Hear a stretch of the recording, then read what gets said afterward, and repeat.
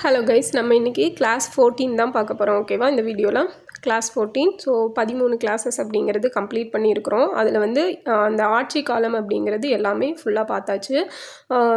Next பார்த்திங்க அப்படின்னா அந்த கருணாநிதி ஆட்சியிலேருந்து நம்ம பார்க்கணும். அதிலலாம் வந்து இம்பார்ட்டன்ட் மட்டும் ஜஸ்ட்டு பார்த்தா போதும், அது நம்ம பார்த்துக்கலாம். ஓகேவா? ஃபஸ்ட்டு இன்னும் ரொம்ப இம்பார்ட்டண்ட்டாக இருக்கிற இந்த பாளைய கிளர்ச்சி, ஸோ வேலூர் கழகம், 1857 ரிவோல்ட்டு, இந்த மாதிரி இருக்கிறதெல்லாம் கம்ப்ளீட் பண்ணிக்கலாம். இது முடிச்சுட்டு திருப்பி அதை வந்து கன்டினியூ பண்ணலாம். ஓகேவா? ஓகே, நேற்று வந்து பாளையக்காரர் கிளர்ச்சி 1 வந்து பார்த்துருப்போம். ஸோ அதுலேருந்து சில கொஷின்ஸ் கேட்குறேன், அதுக்கு மட்டும் ஆன்சர் பண்ணுங்கள். பாளையக்காரர் முறை வந்து யாரோட ஆட்சி காலத்தில் நம்ம தமிழ்நாட்டுக்குள்ளே வந்திருக்கோம் அப்படிங்கிறது. அதே மாதிரி செகண்ட் வந்து ஃபஸ்ட்டாக பாளையக்காரர் முறை வந்து எந்த ஒரு அரசாங்கம் அவங்களோட அரசாட்சி இருக்கும்போது அது வந்து ஸ்டார்ட் ஆகிருக்கும் ஃபஸ்ட்டாக. ஓகேவா? தமிழ்நாட்டுக்குள்ளே வந்தப்போ இங்கே யார் இருந்தாங்க அண்ட் யார் கொண்டு வந்தாங்க அப்படிங்கிறது. செகண்ட் வந்து ஃபஸ்ட்டாக வந்து பாளையக்காரர் அப்படிங்கிற முறை எங்கே அறிமுகப்படுத்துச்சு அப்படிங்கிறத சொல்லணும். நெக்ஸ்ட்டு தேர்ட் கொஸ்டின் பார்த்தீங்க அப்படின்னா பூலித்தேவர். ஓகேவா? ஸோ பூலித்தேவர் வந்து களக்காட்டு முற்றுகை அப்படிங்கிறது நடந்திருக்கும். ஓகே, அது அந்த இயரும் அண்ட் பூலித்தேவருக்கு எதிராக யார் வந்து இது பண்ணியிருப்பாங்க அப்படிங்கிறதும் சொல்லணும். ஸோ 4 கொஷின் ஆச்சா. 5வது கொஷின் வந்து கொஞ்சம் அந்த நம்ம அரசாங்கங்கள் எல்லாம் பார்த்தோம்ல, அதில் பார்க்கலாம். ஆலய நுழைவு சட்டம் அப்படிங்கிறது 1947 கொண்டு வந்திருப்பாங்க. யாரோட ஆட்சி பீரியட் அப்படின்னா ஓமந்தூரார் சிஎம்மாக இருக்கிறப்ப கொண்டு வந்திருப்பாங்க. ஸோ அந்த டைமில் ஆளுநராக யார் இருந்திருப்பாங்க அப்படிங்கிறத கமெண்டில் சொல்லுங்கள். ஓகேவா? ஆளுநராக யார் இருந்தாங்க அப்படிங்கிறது கமெண்டில் சொல்லணும்.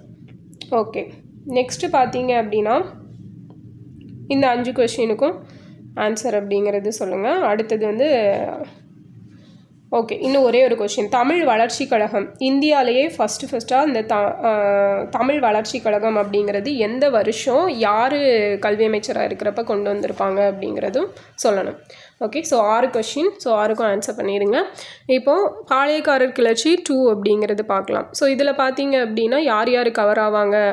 வீரபாண்டிய கட்டபொம்மன், வேலு நாச்சியார், அப்புறம் அந்த சின்ன மருது, பெரிய மருது, ஸோ இவங்கெல்லாம் வந்து கவர் ஆவாங்க. வளர்ந்து வந்து கொண்டிருந்த பிரிட்டிஷ் பேரரசை தன்னளவில் எதிர்த்து நின்று தன்னந்தனியாக போரிட்டு மாண்ட மாவீரன் கட்டபொம்மன் அப்படின்னு சொன்னது யாருன்னா கே பிள்ளை. ஓகே, ஸோ வீரபாண்டிய கட்டபொம்மனோட இது பருவம் பார்த்தோம் அப்படின்னா 1760 1799 வரைக்கும். ஓகே, ஸோ இவர் பார்த்தோம் அப்படின்னா கருத்தையா 1760 ஜனவரி 3 வீரபாண்டியபுர பாளையக்காரர் வீரபாண்டிய கட்டபொம்முக்கும் சண்முக கன்னியம்மாளுக்கும் தலைமகனாக பிறந்தார். ஸோ இவரோட மூல பெயர் தான் வந்து கட்டபொம்மு அப்படிங்கிறது. இவரோட 2 சகோதரர்கள் யாருன்னா ஊமைத்துறை, செவத்தையா. ஓகேவா? ஸோ ஊமைத்துறையோட இயற்பெயர் தான் என்ன அப்படின்னா குமாரசாமி. செவத்தையாவோட இயற்பெயர் வந்து துரைசிங்கம். ஸோ இந்த கொஷின் தான் வந்து ஊமைத்துறையோட இயற்பெயர் என்ன அப்படிங்கிறது தான் நமக்கு லாஸ்ட் டைம் குரூப் 2A மெயின்ஸில் வந்து கேட்டிருந்தாங்கன்னு நினைக்கிறேன். ஓகே, ஏதோ ஒரு எக்ஸாமில் கேட்டிருந்தாங்க. ஸோ இங்கேருந்து அந்த கொஷின் எடுத்திருக்காங்க. Okay fine. இப்போ வீர ஜக்கதேவி கட்டபொம்மு குடும்ப குல கடவுள் அப்படிங்கிற. ஸோ இதில் மெயினாக பார்க்க வேண்டியது கட்டபொம்மு அப்படிங்கிறது அவரோட மூலப்பெயர். அவருக்கு 2 பிரதர்ஸ் இருந்தாங்க, ஊமைத்துறை, செவத்தையா. ஊமைத்துறையோட இயற்பெயர் குமாரசாமி, செவத்தையாவோட இயற்பெயர் துரைசிங்கம். இது மட்டும் நோட் பண்ணிக்கிட்டீங்கன்னா போதுமானது. அடுத்தது வீரபாண்டிய கட்டபொம்மனின் மூதாதையர் விஜயநகர பேரரசு ஆட்சியின் போது தான் தமிழ்நாட்டுக்கு வராங்க. யாரோட பீரியடில்? விஜயநகர பேரரசு. ஏன்னா விஜயநகர பேரரசு பீரியடில் தான் அந்த பாளையக்காரர் முறை அப்படிங்கிறது இங்கே தொடங்கப்படுது.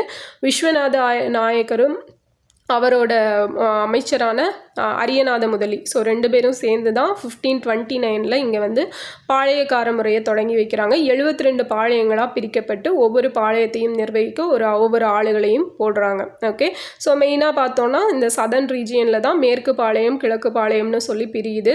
அதில் வந்து ஆங்கிலேயரை எதிர்த்து ஒரு கூட்டணி அப்படிங்கிறது அமைக்கப்படுது.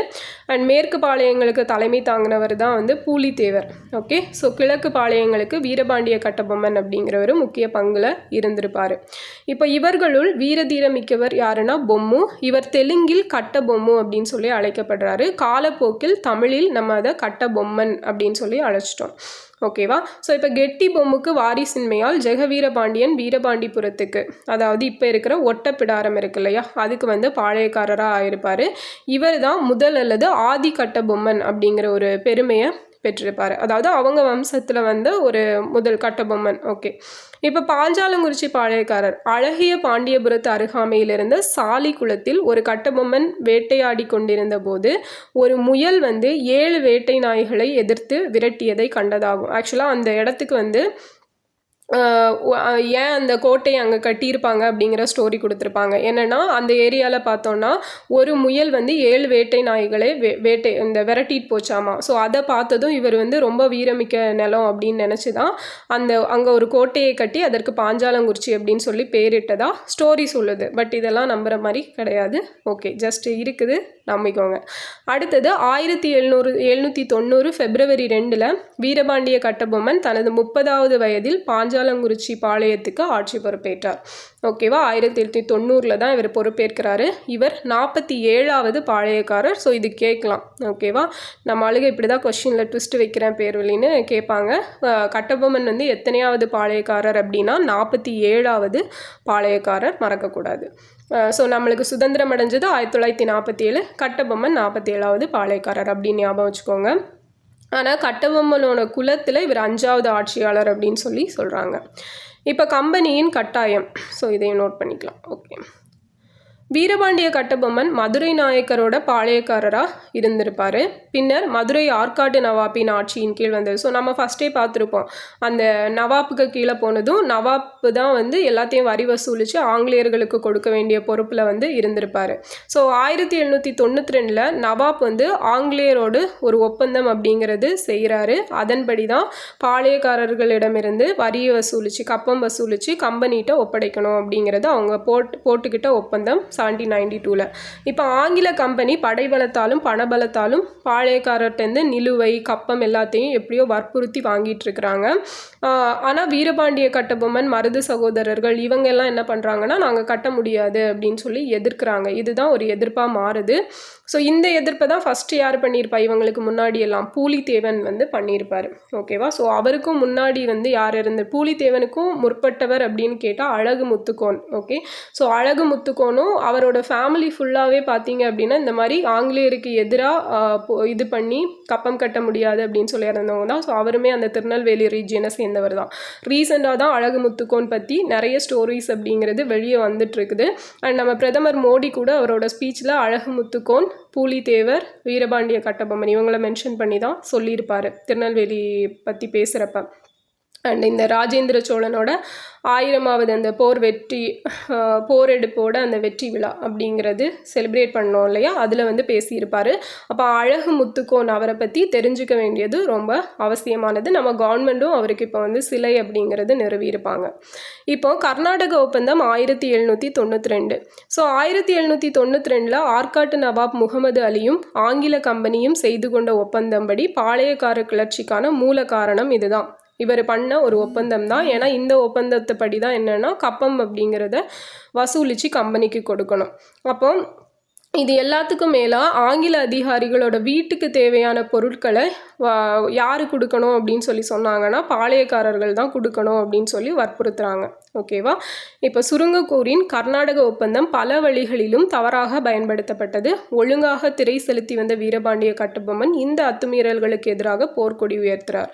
ஸோ இது என்ன அப்படின்னா வெறும் அவங்க கப்பம் மட்டும் கட்டு அப்படின்னு சொல்லி நார்மலாக சொல்லியிருந்தாங்கன்னா எல்லாரும் கட்டியிருப்பாங்க. அவங்க வந்து அதை ஒரு அடக்குமுறை கையாளுறாங்க. நெக்ஸ்ட்டு அந்த ஒப்பந்தத்தை கர்நாடக ஒப்பந்தம் 1792 போடப்பட்டது படி, ஸோ 1800 ஒன்று போடப்பட்டிருக்கும், 800-801. ஸோ அது வேறு இது வேறு. ஓகேவா, ஸோ அந்த ஒப்பந்தத்தின்படி என்ன அப்படின்னா இவங்க வந்து அவங்க வீடுகளுக்கும் தேவையான பொருட்கள் எல்லாம் பாளையக்காரங்க தான் கொடுக்கணும் அப்படின்னு சொல்லி சொல்கிறாங்க. ஸோ இதுதான் எல்லாருக்குமே ஒரு உறுத்தலாக மாறுது. இப்போ இது ஒரு திருப்பு முனை அப்படிங்கிறத ஏற்படுத்துது. கட்டபொம்மனும் ஜாக்சனும். ஸோ வீரபாண்டிய கட்டபொம்மன் மேலதிகாரிகளின் கட்டளைகளுக்கு கட்டுப்பட்டவர். ஸோ அவர் கட்டுப்பட்டு தான் இருந்தார். ஆனால் சட்டங்களையும் சம்பிரதாயங்களையும் மதிக்க தெரிந்தவர். நவாப்புக்கோ கம்பெனிக்கோ கட்ட வேண்டிய கப்பத்தை தவறாது காலத்தை கட்டி வந்தவர். அதனால் வீரபாண்டிய கட்டபொம்மன் மீது கம்பெனி மேலதிகாரிகளிடம் நல்ல மதிப்பு மரியாதையும் இருந்தது. ஸோ அந்த டைமில் என்ன ஆகுது அப்படின்னா, ஆக்சுவலாக ஸ்டார்டிங்கில் அவர் கரெக்டாக தான் கட்டிகிட்டு இருந்திருக்கிறாரு. ஸோ விளைச்சல் வந்து ஒரு பர்டிகுலர் டைமில் மழை கரெக்டாக பெய்யாதனால விளைச்சல் இல்லாமல் போயிருக்கு. அப்போ விளைச்சல் இல்லைன்னா வரி செலுத்துறது ரொம்ப கஷ்டம் இல்லையா? ஸோ அந்த டைமில் தான் கப்பம் செலுத்த முடியாமல் இருந்திருக்கு வீரபாண்டிய கட்டபொம்மன். ஸோ இந்த டைமில் ராமநாதபுர கலெக்டரான காலின் ஜாக்சன் என்ன பண்ணுறாரு அப்படின்னா, உண்மை நிலையை அவருக்கு தெரியுதோ தெரியலையோ, அவங்களுக்கு என்ன தேவை? கப்பம் தேவை. அவர் என்ன பண்ணுறாரு அப்படின்னா, வீரபாண்டிய கட்டபொம்மன்ட்ட நீ வந்து கப்பம் செலுத்தி தான் ஆகணும் அப்படின்னு சொல்லி சொல்கிறாரு. ஸோ அப்படி சொல்கிறது மட்டும் இல்லாமல் என்னென்னா, கட்டபொம்மனை தண்டிக்கும் பொருட்டு ஒரு படையையும் அனுப்புறதுக்கு ஏற்பாடு செய்கிறாரு. இதை அறிந்த கம்பெனி நிர்வாகம் என்ன சொல்லுது அப்படின்னா, ஜாக்சனோட நடவடிக்கைக்கு ஓகே சொல்லவே இல்லை. ஆனால் வீரபாண்டிய கட்டபொம்மனை ராமநாதபுரத்துக்கு அழைத்து பிரச்சனையை பேசி தீர்த்து கொள்ளுமாறு கலெக்டர் ஜாக்சன் அறிவுறுத்தப்படுறாரு. ஸோ அவரோட மேலிடம் ஒத்துக்கல. ஸோ நீங்கள் பேசி முடிச்சுக்கோங்க, படையெல்லாம் அனுப்ப முடியாது அப்படின்னு சொல்லிட்டாங்க. இப்போ ஜாக்சன் என்ன பண்ணுறாரு, 1798 ஆகஸ்ட் 18 வந்து வீரபாண்டிய கட்டபொம்மனுக்கு ஒரு லெட்டர் கொடுக்குறாரு. நீங்கள் வந்து ராமநாதபுரத்தில் என்னை வந்து பாருங்கள் அப்படின்னு சொல்லி. ஸோ கட்டபொம்மனும் போகிறாரு. பட் அந்த டைமில் இவர் போகிறப்ப ஜாக்சன் வந்து வேறு இடத்துக்கு போயிடுறாரு. திருநெல்வேலிக்கு சுற்றுப்பயணம் போகிறாரு. இப்போ எகெயின் வீரபாண்டிய கட்டபொம்மனும் பின்னாடியே போகிறாரு. குற்றாலத்தில் வெயிட் பண்ணுறாரு. பட் நான் அங்கே அப்பெல்லாம் பார்க்க மாட்டேன் அப்படின்னு சொல்லிடுறாரு. இப்படியே சிவகிரி, சாத்தூர், ஸ்ரீவில்லிபுத்தூர், சொக்கம்பட்டி, பேரையூர், கமுதி, இந்த மாதிரி எல்லா இடத்துக்கும் அவர் பின்னாடி போனார். ஆனால் 1 மாத கால அளவில் அவர் சந்திக்கவே இல்லை. ஸோ எப்போ தான் சந்தித்தார் அப்படின்னா, செப்டம்பர் 19 தான் வந்து என்னை வந்து சந்திங்க அப்படின்னு சொல்லி ஒரு பெர்மிஷன் வந்து கொடுக்குறாரு. ஓகேவா? திருப்பி எங்கே தான் சந்தித்தாங்க அப்படின்னா, ராமநாதபுரத்தில் தான் சந்திக்கிறாங்க. ஸோ ஆனால் அங்கேயும் இப்போ ராமநாதபுரத்தில் ராமநாதபுர சேதுபதியின் அரண்மனையான ராமலிங்க விலாசத்தில் சந்திக்கிறாரு. கூட யார் இருந்தாங்க? அமைச்சர் சிவசுப்பிரமணிய பிள்ளை வந்து கூட இருக்கார். அப்போ அந்த நேரத்தில் கணக்கு பார்க்குறாங்க. ஸோ கணக்கு பார்க்குறப்ப என்ன ஆகுது அப்படின்னா, இவ்வளோ நாள் கரெக்டாக தான் கட்டிட்டு வந்துட்டு இருந்தார். இப்போ தான் கொஞ்ச நாளாக கட்டுறதில்ல அப்படிங்கிறது தெரிய வருது. பட் இவங்க ஜாக்சன் என்ன பண்ணியிருக்கிறாரு அப்படின்னு பார்த்தோம் அப்படின்னா, கட்டபொம்மனை 3 மணி நேரம் நிற்க வச்சு தான் பேசிகிட்டு இருந்திருக்காரு. ஒரு சேரு கூட கொடுக்கல. அந்த மாதிரி ஒரு கொடூரமனா கரக்கனா அந்த ஜாக்சன் வந்து இருந்திருக்கிறார். ஓகேவா? இப்போது வீரபாண்டிய கட்டபொம்மனையும் அவரது அமைச்சர் சிவசுப்பிரமணிய பிள்ளையும் நிற்க வைத்தே பேசியதை அவமரியாதையாக கருதினார் கட்டபொம்மன். ஸோ நம்மளோட யூஸ்வலாக நம்ம தமிழ்நாட்டில் சரி, நம்ம இந்தியர்களோட பாரம்பரியம்னா ஒருத்தங்களை உட்கார வச்சு பேசணும் அப்படிங்கிறது தான் இல்லையா? அதனால் இவர் இந்த அவமரியாதையை நினச்சதும் அவமரியாதையை இவரும் ஃபீல் பண்ணிட்டாரு. இப்போ ஜாக்சன் என்ன பண்ணுறாரு அப்படின்னா, அரண்மனையை விட்டு வீரபாண்டியன் செல்லக்கூடாது அப்படின்னு சொல்லிடுறாரு. அப்போ கட்டபொம்மனுக்கு புரிஞ்சிருச்சு, இவங்க வந்து ஏதோ பிளான் பண்ணுறாங்க அப்படின்னு சொல்லிட்டு. ஸோ கலெக்டரின் சிப்பாய்கள் வீரபாண்டிய கட்டபொம்மனை கைது செய்ய முற்பட்ட போது அவங்கள தள்ளிட்டு வீரபாண்டியன் வெளியே ஓடிடுறாரு. பட் சுப்பிரமணிய பிள்ளை வந்து அந்த நேரத்தில் அரெஸ்ட் பண்ணப்படுறாரு. வெளியே வந்து ஊமைத்துறையும் அவங்களோட கூட வந்த வீரர்களும் இவருக்கு உதவி பண்ணி எப்படியோ இவரை வெளியே கூட்டிகிட்டு போயிடுறாங்க. அந்த டைமில் யார் கொல்லப்படுறார் அப்படின்னா, கிளார்க். ஓகேவா? அங்கே நடந்த கைகலப்பால் கிளார்க் அப்படிங்கிறவர் கொல்லப்படுறார். இதெல்லாம் நம்ம 10th 11th அந்த ஹிஸ்ட்ரி புக்லேயே வந்து நம்ம இந்த ஸ்டோரியெல்லாம் படிச்சிருப்போம். ஸோ அங்கேருந்து வீரபாண்டியன் வந்து தப்பிச்சு போயிடுறாரு. இப்போ பாஞ்சாலங்குறிச்சி திரும்பிய வீரபாண்டிய கட்டபொம்மன் என்ன பண்ணுறாரு அப்படின்னா, கம்பெனிக்கு மேலிடத்துக்கு வந்து லெட்டர் எழுதுறாரு. என்னென்னா இப்படி ஜாக்சன் வந்து இப்படியெல்லாம் பண்ணார் அப்படின்னு சொல்லி. ஸோ அதை விசாரிக்கிறதுக்கு ஒரு குழு அப்படிங்கிறது அமைக்கப்படுது. யார் தலைமையில் அப்படின்னா, ஆளுநர் எட்வர்ட் கிளைவ். ஓகேவா? அந்த குழுவில் வந்து 3 பேர் இருக்கிறாங்க. யாரெல்லாம் அப்படின்னா, வில்லியம் ப்ரவுன், வில்லியம் ஓரம், ஜான் காசாமேஜியர் 3 பேர் இருக்காங்க. ஸோ எட்வர்ட் கிளைவ் வந்து என்ன பண்ணுறாருன்னா, ஒரு 3 கட்டளைகள் அப்படிங்கிறத விதிக்கிறாரு. கட்டபொம்மன் வந்து சரணடையணும், ராமநாதபுர நிகழ்ச்சி பற்றி நீதி விசாரணை செய்யப்படும், அந்த கலெக்டர் காலின் ஜாக்சன் வந்து பணியிடை நீக்கம் செய்யப்படுவார், சிவசுப்பிரமணிய பிள்ளை விடுவிக்கப்படுவார். ஸோ இந்த அறிக்கைகளை எல்லாம் எட்வர்ட் கிளைவ் கொடுக்குறாரு. இப்போ அதை விசாரிக்கிறதுக்கான குழு பார்த்தோம்ல, ப்ரவுன், ஓரம், காசாமேயர். ஸோ இவங்க வந்து இந்த விசாரணை கமிஷன் முன்னாடி கட்டபொம்மனும் ஆஜராகிறாரு. அப்போது என்ன அப்படின்னு பார்த்தோம் அப்படின்னா, இதில் பாளையக்காரர் வீரபாண்டிய கட்டபொம்மன் கீழ்ப்படிய மறுத்தார், ஆனால் கலகம் செய்தார் என்பதற்கான எவ்வித ஆதாரங்களும் அவங்களுக்கு கிடைக்கல. கலெக்டர் காலின் ஜாக்சனின் நடத்தை கண்டிக்கத்தக்கது. கட்டளையை கட்டபொம்மன் நிறைவேற்றியதில் காலதாமதம் எதுவும் இல்லை.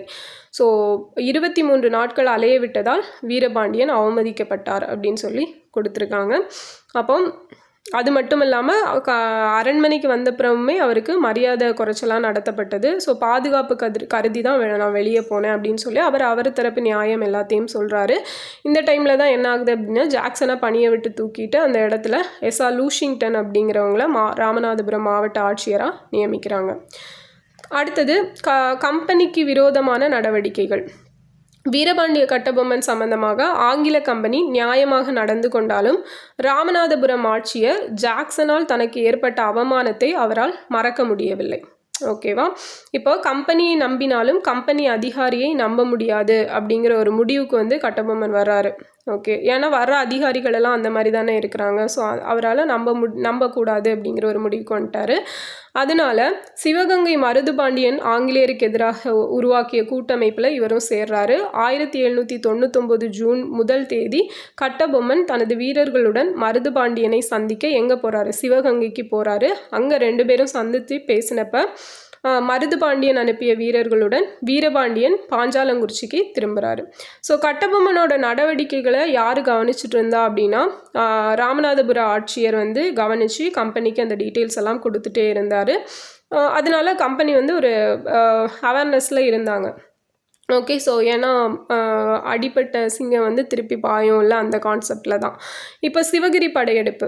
ஸோ பிரிட்டிஷ் படை என்ன பண்ணுது அப்படின்னா, மைசூர் போரில் ஈடுபட்டிருந்ததை தங்களுக்கு சாதகமாக பயன்படுத்திட்டு கட்டபொம்மன் தீவிரமாக செயல்படுறாரு. பாஞ்சாலங்குறிச்சி கோட்டை சமவெளியில் இருக்குது. எங்கே இருக்குது? சமவெளியில் இருந்தனால அதை எதிரி படை தாக்காது அப்படிங்கிறது கட்டபொம்மனுக்கு நல்லா தெரிஞ்சுது. ஓகே, ஸோ சிவகிரி கோட்டை அப்படிங்கிறது ரொம்பவே ஒரு பாதுகாப்பான கோட்டை. ஸோ இதுவுமே வந்து நம்ம 11th புக்கில் ஒரு ஸ்டேட்மெண்ட் இருக்கும், இந்த சிவகிரி கோட்டை எங்கே இருக்குது, அது பாதுகாப்பான அரண்களுடன் கூடிய கோட்டை அப்படின்னு சொல்லி.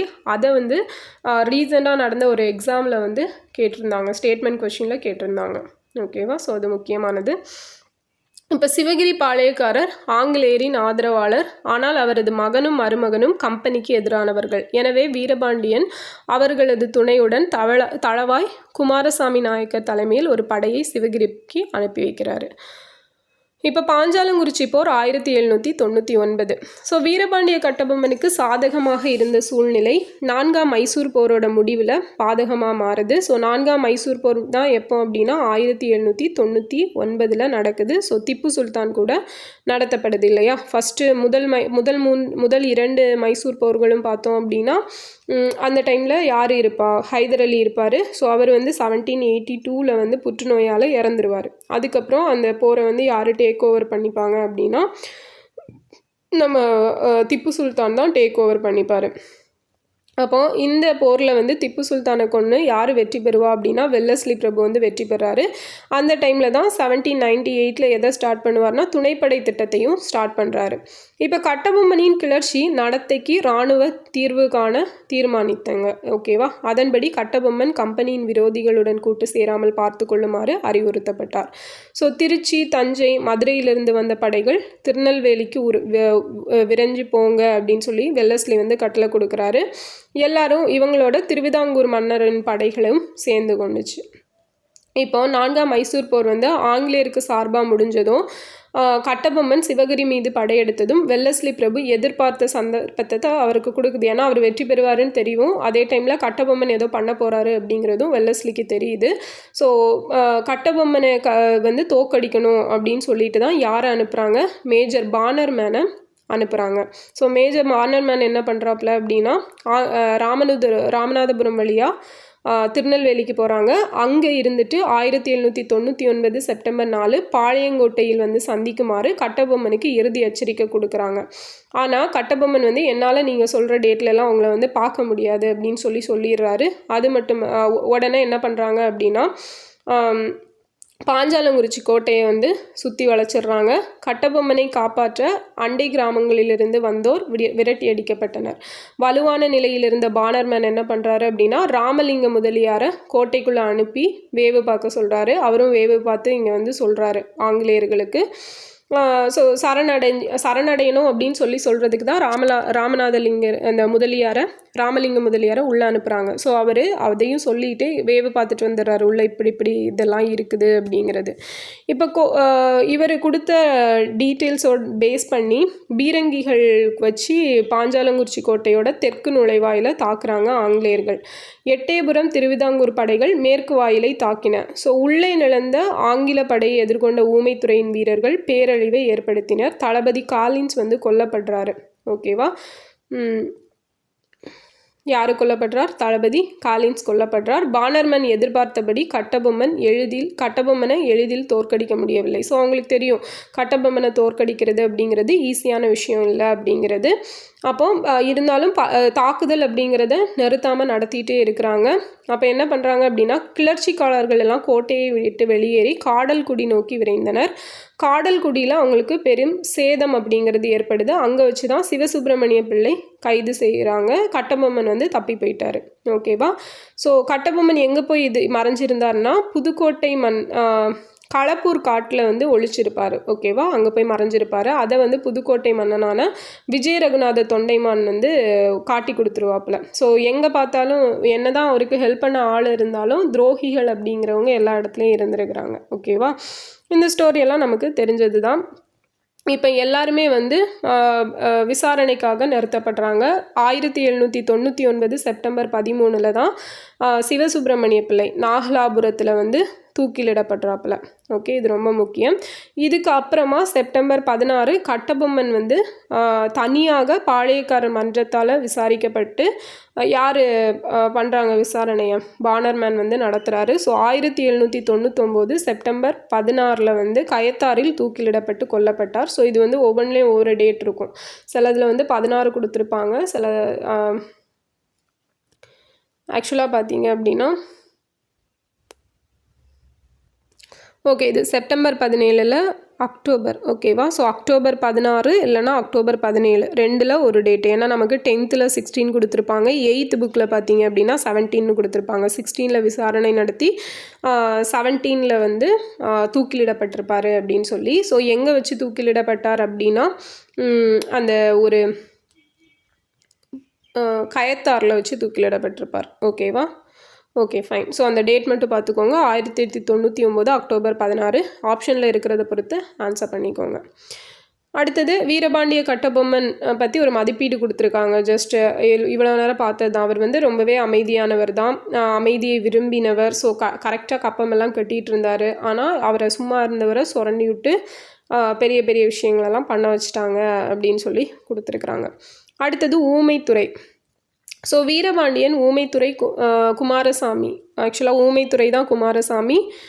இன்னொன்று பார்த்திங்கன்னா செவத்தையா இல்லையா? ஸோ இவங்க 3 பேருமே வந்து யார்? அண்ணன் தம்பிங்க அப்படிங்கிறது நமக்கு தெரியும். ஸோ இவங்க 3 பேரும் பாளைய பற்று மிக்கவர்கள்.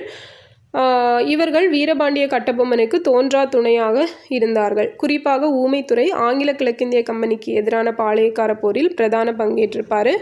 1798 ராமநாதபுர சேதுபதியின் அரண்மனையில் கட்டபொம்மனின் உயிருக்கு ஊறு நேரவிருந்த நேரத்தில் ஆங்கில பாதுகாவலர் வீரர்களுடன் போரிட்டு கட்டபொம்மன் தப்பி செல்ல காரணமாக இருந்தார் அப்படின்னு சொல்லி கொடுத்துருக்காங்க. இப்போ 1801 பிப்ரவரி மாதம் சிறையிலிருந்து தப்பிய ஊமைத்துறை கட்டபொம்மன் விட்டு சென்ற ஆங்கில ஆதிக்க எதிர்ப்பு போராட்டத்தை தொடர்ந்தார்.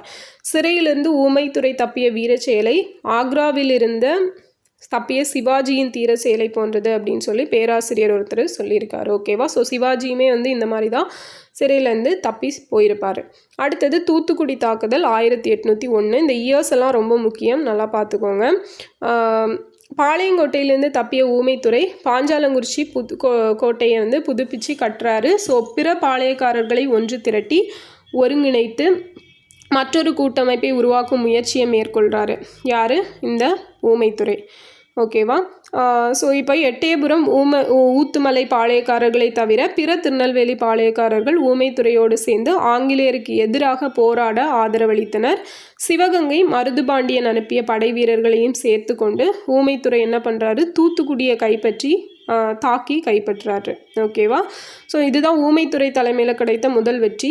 அதே மாதிரி 1801 என்ன ஆகுதுன்னு பார்த்தீங்க அப்படின்னா, பாஞ்சாலங்குறிச்சியை கைப்பற்றும் முயற்சியை ஆங்கிலேயர்கள் கைவிடவே இல்லை. அவங்களோட மெயின் டார்கெட் வந்து பாஞ்சாலங்குறிச்சியை எப்படியாச்சும் அடித்து தூக்கணும் அப்படிங்கிறது தான். ஸோ அதனால திருவிதாங்கூர் மன்னர் அனுப்பிய படையின் துணை கொண்டு தளபதி காலின் மெக்காலே தலைமையில் 1801 மார்ச் 13 பாஞ்சாலங்குறிச்சி கோட்டையை முற்றுகையிடுறாங்க. ஸோ ஊமைத்துறை அவரது சகோதரர் தளவாய் குமாரசாமி, அதான் ஊமைத்துறையும் செவத்தையாவும் வந்து ஆங்கிலேயரோட தாக்குதலை உறுதியோடு எதிர்கொண்டாங்க அப்படின்னு சொல்கிறாங்க. இதில் ஆங்கிலேயர்கள் நிறைய பேர் இறந்துருப்பாங்க. திருப்பி 1801 என்ன ஆகுது அப்படின்னா, காலின் மெக்காலே வந்து ஃபஸ்ட்டே பாஞ்சாலங்குறிச்சியை முற்றுகையிட்டு தோல்வி அடைஞ்சிட்டாரு. எகெயின் அந்த கோட்டையை கைப்பற்றணும் அப்படின்னு சொல்லி ஒரு திட்டம் போட்டு நிறைய பாளையக்காரர்களை சேர்த்துட்டு சென்னை, ஆற்காடு, திண்டுக்கல், திருச்சி, மலபார், ஸோ எல்லா பகுதியிலேருந்தும் ஒரு படையை திரட்டி மறுபடியும் கோட்டையை முற்றுகையிடுறாங்க. ஸோ 1801 மே 24 லெப்டினன்ட் கர்னல் அக்னியூ தலைமையில் ஆங்கிலேயரின் கூட்டுப்படை பாஞ்சாலங்குறிச்சி கோட்டையை முற்றுகையிட்டது. ஸோ இதில் வந்து என்ன பார்க்கணும் அப்படின்னா, ஒரே நிமிஷம் இந்த லெப்டினன்ட்ஸ் இருக்காங்கல்ல, ஸோ யார் யார் படையெடுத்தப்ப எந்தெந்த லெப்டினன்ட்ஸ் இருந்தாங்க அப்படிங்கிறத தனியாக கொஞ்சம் நோட் பண்ணி வச்சுக்கோங்க. ஸ்கூல் புக்கில் நோட் பண்ணிக்கிட்டால் கூட போதுமானது தான். அப்போது இது என்னன்னு பார்த்தீங்க அப்படின்னா, இவர் இருக்கிறப்ப ஊமைத்துறையும் செவத்தையாவும் இருக்கிறப்ப தான் இந்த கர்னல் அக்னியூ அப்படிங்கிற ஒரு தலைமையிலான ஒரு கூட்டுப்படை வந்து பாஞ்சாலங்குறிச்சி கோட்டையை முற்றுகையிடுது. ஓகேவா? ஏன்னா இது வந்து லாஸ்ட் 2024 நடந்த எக்ஸாம்லன்னு நினைக்கிறேன் கேட்டிருந்தாங்க. எப்படின்னா, இப்போ ஊமைத்துறைன்னு கொடுத்து இந்த பக்கம் லெப்டினன்ட் கர்னல் அக்னியூ, அதே போல் பார்த்தீங்க அப்படின்னா இது மருது பாண்டியர்களை கொடுத்து அவங்க இருந்த டைமில் யார் அவங்கள வந்து கைப்பற்றினாங்க அப்படிங்கிறது ரைட் சைடில் கொடுத்து 4 ஆப்ஷன்ஸ் கொடுத்துட்டு இதில் எது வந்து சரியான இணை அப்படிங்கிற மாதிரி ஒரு கொஷின் கேட்டிருந்தாங்க. அதனால் இதை நல்லா பார்த்துக்கணும்.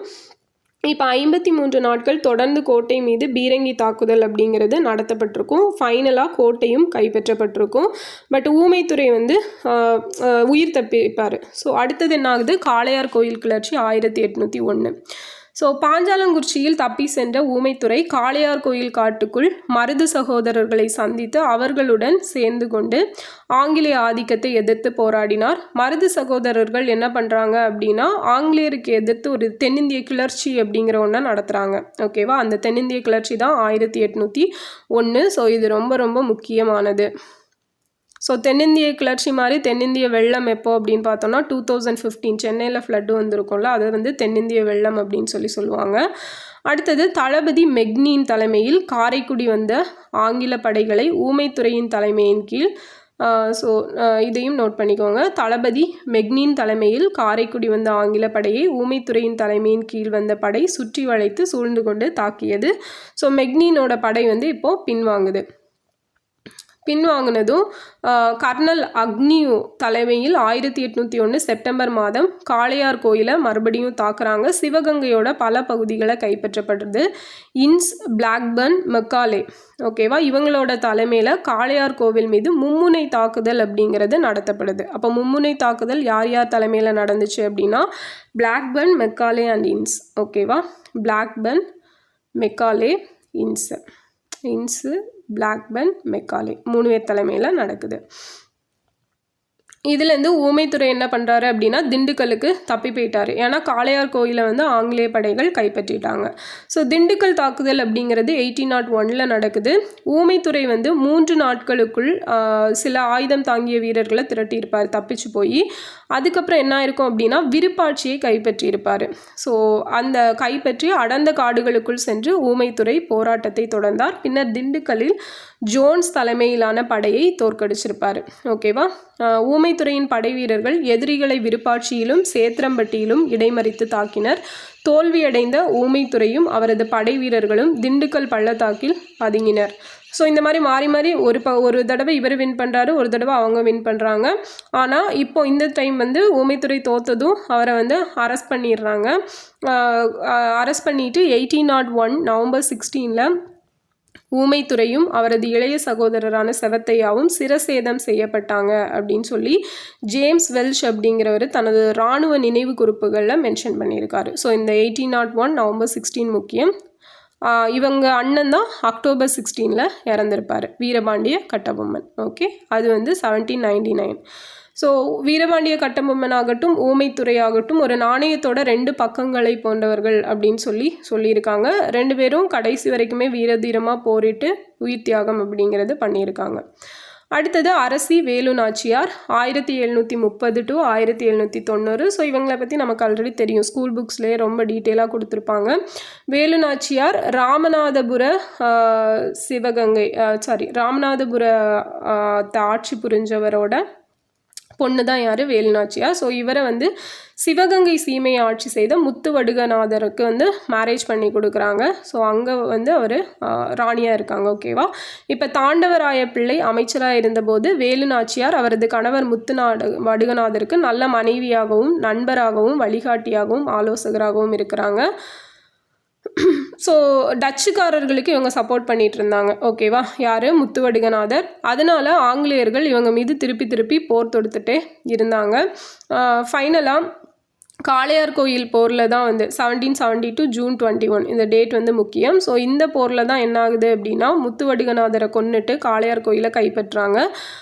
ஸோ கைப்பற்றினதும் என்ன நடக்குதுன்னு பார்த்தோன்னா, வேலு நாச்சியாரும் அவரோட பொண்ணான வெள்ளச்சி நாச்சியார், ஓகேவா, வெள்ளச்சி நாச்சியார். ஸோ அவங்க 2 பேரும் வந்து தப்பிச்சு போயிட்டு திண்டுக்கல்ல ஆட்சி புரிஞ்ச கோபால நாயக்கரோட பாதுகாப்பில் 8 வருடங்கள் அப்படிங்கிறது அங்கே தான் இருக்காங்க. ஓகேவா. ஸோ அங்கே இருந்துட்டு தான் ஹைதர் அலியோட ஹெல்ப்பை கேட்குறாங்க லெட்டர் மூலமாக. ஸோ அவரும் வந்து நான் ஹெல்ப் பண்ணுறேன் அப்படின்னு சொல்கிறாரு. இப்போ 1780 to 90 என்ன நடந்திருக்கும்னு பார்த்தீங்க அப்படின்னா, 1780 தான் ஹைதர் அலியோட படை இன்னும் திண்டுக்கல், விருப்பாச்சி நாயக்கர், ஸோ எல்லாரும் சேர்ந்து மருது சகோதரர்கள் உதவி, இன்னும் சொல்லப்போனால் குயிலி தான் அந்த படைகளுக்கு தலைமை தாங்கியிருப்பாங்க. ஸோ அவங்க ஹெல்ப்போட எப்படியோ சிவகங்கையை மீண்டும் கைப்பற்றிடுறாங்க. அதில் வந்து குயிலி வந்து கொல்லப்படுவாங்க. இந்த ஸ்டோரியெல்லாம் நமக்கு ஸ்கூல் புக்கில் இருக்கிறது தான். ஸோ அதுக்கப்புறம் என்ன ஆகுது அப்படின்னா, இவங்க பொண்ணு வெள்ளச்சி நாச்சியாரும் உடம்பு சரியில்லாமல் இறந்துடுறாங்க. அதனால 1796 வந்து வேலு நாச்சியாரும் அதுக்கப்புறம் இறந்துடுறாங்க. ஓகேவா. 96 90 1796. ஸோ நெக்ஸ்ட்டு மாவீரன் தீரன் சின்னமலை. இவரோட பீரியட் பார்த்தோன்னா 1756 இருந்து 1805. இவரோட இயற்பெயர் வந்து தீர்த்தகிரி. ஓகேவா, தீர்த்தகிரி கவுண்டர். 1756 ஏப்ரல் 17 பிறந்திருப்பார். இவர் வந்து தீரன் சின்னமலை அப்படின்னு சொல்லி அழைச்சிருப்பாங்க. மைசூரின் அரசனான ஹைதர் அலி கொங்கு நாட்டை அபகரிக்க தீர்மானிச்சிருப்பார். ஸோ அவரோட திவானான முகமது அலி வந்து ஒரு நாள் இங்கே வந்துட்டு வரி வசூலிச்சுட்டு போகிறப்ப இவர் சின்னமலை என்ன பண்ணியிருப்பார் அப்படின்னா, சிவன்மலைக்கும் சென்னிமலைக்கும் இடையில இருக்கிற சின்னமலையே எல்லாத்தையும் வரியெல்லாம் வாங்கிக்கிட்டான் அப்படின்னு சொல்லியிருப்பார். அதிலிருந்து தான் இவரோட பெயர் வந்து தீரன் சின்னமலை அப்படின்னு சொல்லி ரொம்பவே ஃபேமஸ் ஆகிருக்கும். ஓகேவா. ஸோ இதுவுமே ஸ்கூல் புக்கில் இருக்கும்.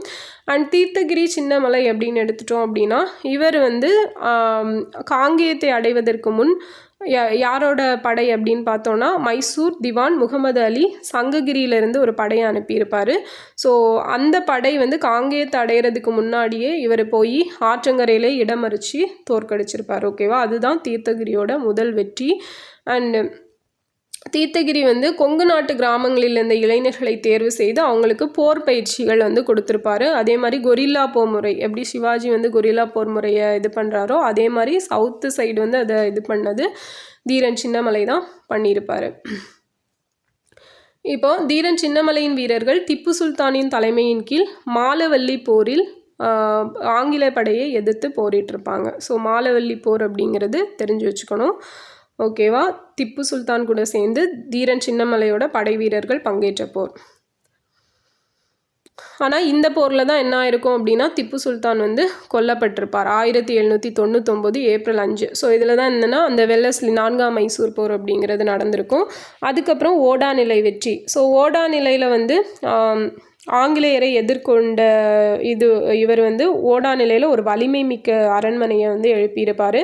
அங்கு ஒரு படைக்கல சாலை அதையும் கட்டினார். ஓகே. பீரங்கி, துப்பாக்கிகள் எல்லாமே அங்கே தயாரிக்கப்பட்டிருக்கும்.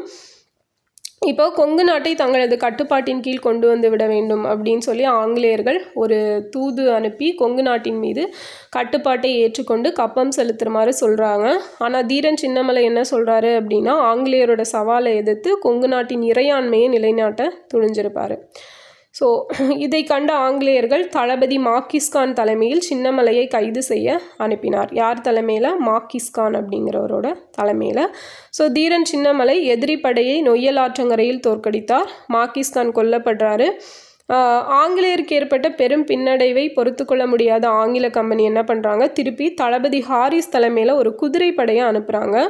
ஸோ தீரன் சின்னமலை அந்த குதிரைப்படையையும் தாக்கி அவங்கள நிலைக்குலைய செய்கிறாரு. ஸோ அந்த ஹாரிஸ் அப்படிங்கிறவரும் பின்வாங்கிடுறாரு. அதுக்கப்புறம் பீரங்கி படையை அனுப்புனாங்க. சின்னமலையும் அவரோட குடும்பத்தாரும் கருமலைக்கு தப்பி சென்று விட்டனர். ஸோ ஆங்கிலேயரின் பீரங்கி படை ஓடாநிலை அரண்மனையை தரைமட்டமாக்கியற்று. ஆனால் ஃபைனலாக என்ன ஆகுதுன்னு பார்த்தீங்கன்னா, அவரோட சமயக்காரரான நல்லப்பன் அப்படிங்கிறவன் வந்து அவரை காட்டி கொடுத்துட்றாங்க. அதனால தான் இவர் அரெஸ்ட் பண்ணப்பட்டு 1805 ஜூலை 31 வந்து அந்த கோட்டை உச்சியில் வந்து தூக்கிலிடப்படுவார். ஓகேவா? ஓகே. ஸோ சங்ககிரி சிறையில் அடைக்கப்பட்ட அந்த கோட்டையோட உச்சியில் தூக்கிலிடப்படுறாரு. அதுக்கப்புறம் சொர்ணகிரி வீரன் சுந்தரலிங்கம் அப்படிங்கிறவர் 1771 99 வரைக்கும். ஓகேவா? ஸோ சுந்தரலிங்கம் பாஞ்சாலங்குறிச்சிக்கு பக்கத்தில் உள்ள சொர்ணகிரியில் கட்ட கருப்பண தேவருக்கும் முத்தம்மாளுக்கும் வந்து மகனாக பிறந்தார். மனைவி சண்முக வடிவு. சுந்தரலிங்கம் வந்து வீரபாண்டிய கட்டபொம்மனின் நம்பிக்கைக்கு பாத்திரமான தளபதிகளில் ஒருவராக உடனிருந்தான்னு சொல்லியிருக்காங்க. ஸோ வீரபாண்டிய கட்டபொம்மன் ராமநாதபுரம் மாவட்ட ஆட்சியர் ஜாக்சனை சந்திக்க சென்றபோது அவங்க கூட யாரெல்லாம் இந்த சிவசுப்பிரமணியம் இருந்திருப்பாருன்னு தெரியும். ஸோ இந்த சுந்தரலிங்கமும் அவர் கூட தான் இருந்திருக்காரு. ஸோ சுந்தரலிங்கம் தான் அந்த ஆங்கில தளபதியான கிளார்க்கை வெட்டி கொன்றதாகவும் சொல்கிறாங்க. 1799 செப்டம்பர் 5 பாஞ்சாலங்குறிச்சி கோட்டை ஆங்கிலேயரால் முற்றுகையிட்ட போது சுந்தரலிங்கம் துணை தளபதிகளுடன் எதிரி படையை எதிர்கொண்டு பலத்த சேதத்தை ஏற்படுத்தினார். ஸோ அந்த டைமில் தான் அவரே இறந்திருக்காரு. ஊமைத்துறைக்கு உறுதுணை. ஸோ கட்டபொம்மனுக்கு பிறகு ஆங்கில ஆதிக்க எதிர்ப்பு போராட்டத்தை தொடர்ந்து நடத்திய ஊமைத்துறைக்கு தோன்றா துணையாக இருந்தது யார் அப்படின்னா இந்த சுந்தரலிங்கம் தான். கோல்வார்பட்டி சண்டை 1899 செப்டம்பர் 9. ஸோ இந்த மாதிரி சண்டைகளெல்லாம் உள்ளே கொடுத்துருக்கிறதெல்லாம் நோட் பண்ணிக்கணும். 99 செப்டம்பர் 9. ஸோ அவர் வந்து தலைமறைவாகி சிறு படைகளை திரட்டி போர் பயிற்சியெல்லாம் கொடுத்து ஒரு படையை உருவாக்குறாரு. ஓகேவா? இறுதி வரை போராட்டம். பாளையங்கோட்டையில் இருந்த பாஞ்சாலங்குறிச்சி திரும்பிய சுந்தரலிங்கமும் ஊமைத்துறையும் சிதைந்து போன கோட்டையை விரைந்து கட்டினர். இருவரும் இணைந்து ஆங்கில ஆதிக்க எதிர்ப்பு கூட்டமைப்பை புதுப்பிக்கும் முயற்சியில் ஈடுபட்டனர் சொல்லியிருக்காங்க. ஸோ பாஞ்சாலங்கோட்டை ஆங்கிலேயரால் கைப்பற்றப்பட்ட பின்னர் யார் சுந்தரலிங்கமும் ஊமைத்துறையும் தப்பி சென்று மருது சகோதரர்களுடன் இணைந்து ஆங்கிலேயரை எதிர்த்து போராடுறாங்க. ஸோ அவங்களுக்கு அடைக்கலம் கொடுத்ததுக்காக தான் மருது சகோதரர்களை கைது செஞ்சு மெயினாக தூக்கில் போடுறாங்க 1801 நவம்பர் 16. ஓகேவா? பாஞ்சாலங்குறிச்சி பீரகமேட்டில் ஒரே நாளில் ஒரே இடத்தில் தூக்கிலிடப்பட்டனர். அடுத்தது மாமன்னன் மருது பாண்டியன். ஓகே. 1748 to 1801 மருது பாண்டியன் வந்து 1748 டிசம்பர் 15 மூக்கைய பழனியப்பனுக்கும் பொன்னாத்தாளுக்கும் சிவகங்கையில் அருப்புக்கோட்டைக்கு அருகே உள்ள நரிக்குடி அப்படிங்கிற கிராமத்தில் வந்து பிறந்தார். ஓகேவா? இவரோட இளவல் தான் யாருன்னா சின்ன மருது 1753 பிறக்கிறாரு. ஸோ மருது சகோதரர்கள் அப்படின்னு அழைக்கப்பட்டவங்க தான் பெரிய மருதும் சின்ன மருதும். ஓகே. இவங்க வந்து சூரன் கோட்டையில் போர்க்கலையில் பயிற்சி பெற்றிருந்தனர். ரெண்டு பேருமே வந்து இந்த வளரி வீசுவதில் ரொம்பவே சிறந்தவங்க. அந்த வளரி அப்படிங்கிறது பூமரங் மாதிரி இருக்கும்ல, அதுதான். அண்ட் பாண்டியர்கள் என்று பெயர் சூட்டி பெருமைப்படுத்தினர் இவங்களை.